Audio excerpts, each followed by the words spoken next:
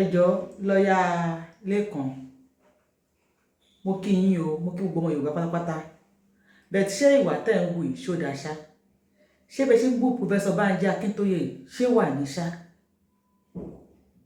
ẹni scam everybody bó bá ti ṣe Yorùbá nation scam ni wọn ṣé kì í ṣọmọ Yorùbá ni, ṣé wà tẹ̀ ń wù yìí ṣó dáa, lọ́ọ̀yà nìyí, you call everybody illiterate. I believe only a lost soul ló máa sọ fún akótó pé àgbọ́ èdè elédè àgbọ́ Gẹ̀ẹ́sì pé we are illiterate.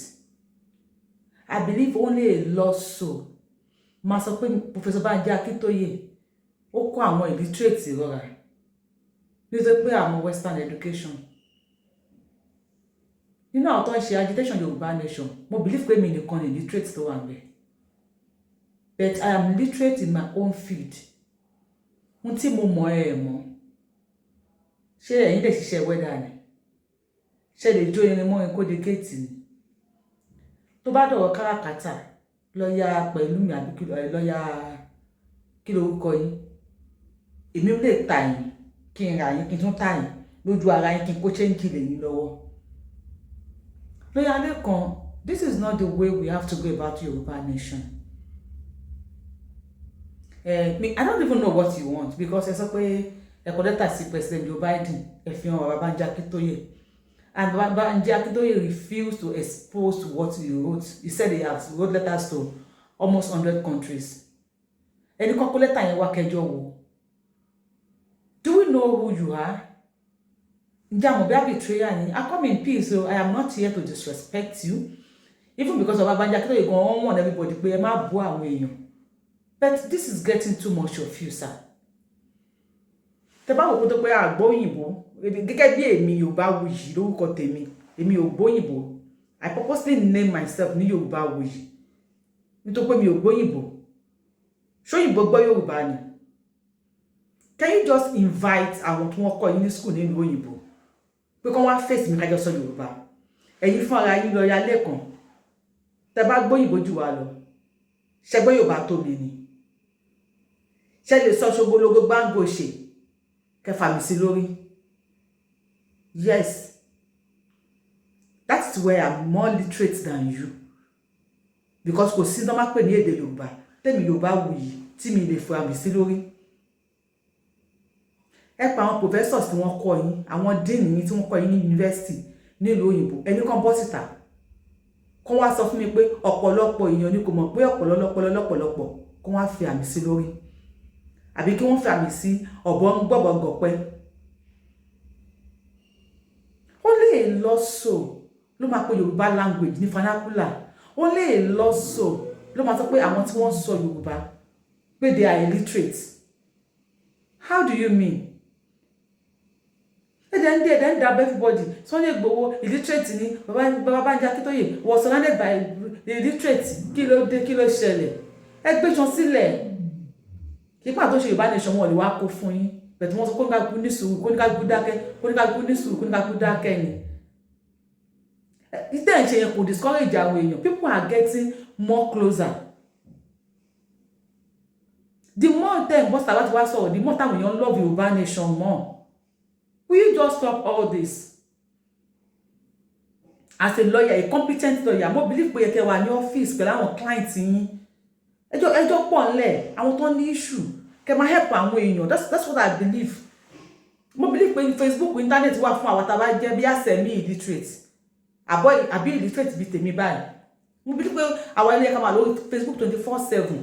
As a learned person, a lawyer, ó yẹ kẹ́ wà lọ́fíìsì. Àwọn tó bá ní issue kẹ́ bá wọn parí, àwọn tó bá tí kankan bá ṣẹlẹ̀ kẹ́ máa bá wọn yanjú ẹ̀ ni. Ẹ dẹ̀ máa sọ wípé every time pẹ́ sọ wípé Facebook pẹ́ sọ wípé Facebook. You don't have to turn Facebook to your office, sir. Sir, with due respect. Ẹ ní láti sọ internet the office yín. Anything, you come for Yorùbá nation every time, you come for Sunday Igboho every time, I come in peace yo. Èmi ò wá láti wá bú yín because wọ́n ti wọ́n bàbá Banji Akíntóyè tẹ́yìn bú yẹn. Tẹ́yìn pé ní professor bákan yẹn. Àwọn ti wọ́n wá pé ká má bú anybody. Ká dẹ̀ má bú anybody for anything.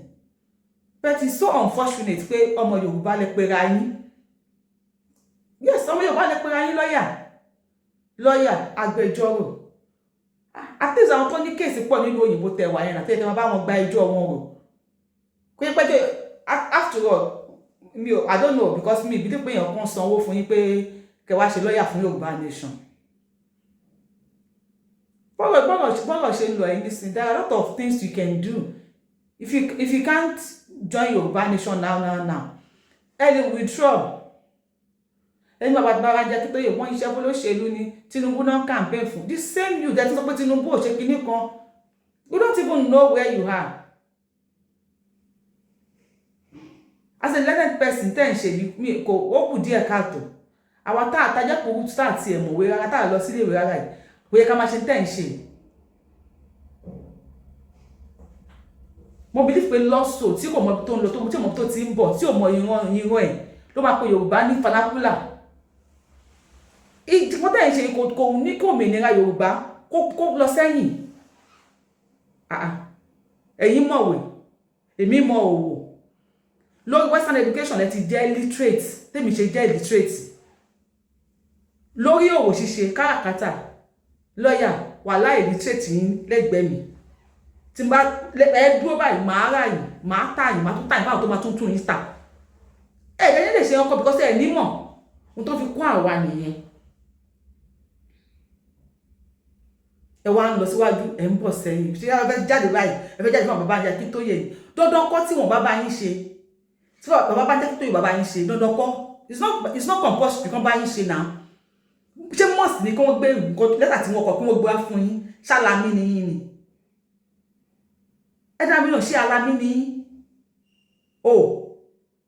Any target lórí Yorùbá nation or any mission yẹn ò lè wà accomplishing. I am sorry to say this. The mission can never be accomplished because everybody ti gbọ́n.